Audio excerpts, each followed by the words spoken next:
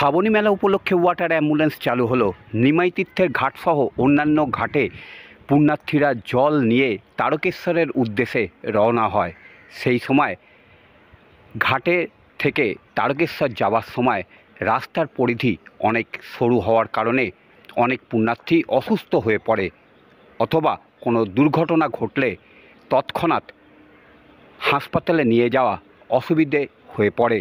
সেই কারণেই water ambulance চালু করলো, যাতে তৎক্ষণাৎ পুণ্যার্থীদের হাসপাতালে নিয়ে যেতে অসুবিধে না হয়।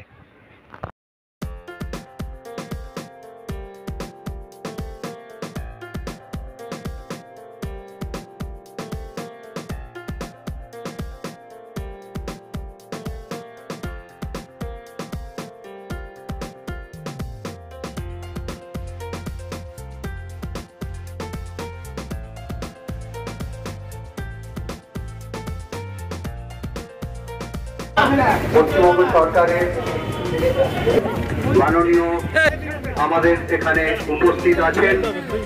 আমরা আর কিছুক্ষণের মধ্যে আমাদের এই ওয়াটার, আপনারা জানেন শ্রাবণী মেলা 2025 আজ থেকে শ্রাবণী মেলার উদ্বোধন। তার সঙ্গে সঙ্গে আজকের এই ওয়াটার অ্যাম্বুলেন্সের যে উদ্বোধন, এখানে উপস্থিত সমস্ত অতিথিবৃন্দে আমি ঐতিহ্যবাহী পৌরসভার মাননীয় চেয়ারম্যান অনুরোধ করছি একটু মাইক্রোফোনের সামনে দয়া করে যদি আসেন। আমাদের ডিএমডিসি ম্যাডাম উপস্থিত আছে, আরো অনেক সরকারি আধিকারিক উপস্থিত আছে। 14টা ঘাটে নিমাই তীর্থ ঘাটকে কেন্দ্র করে প্রায় 14টা ঘাটে এই এক মাস ধরে প্রায় 35 থেকে 40।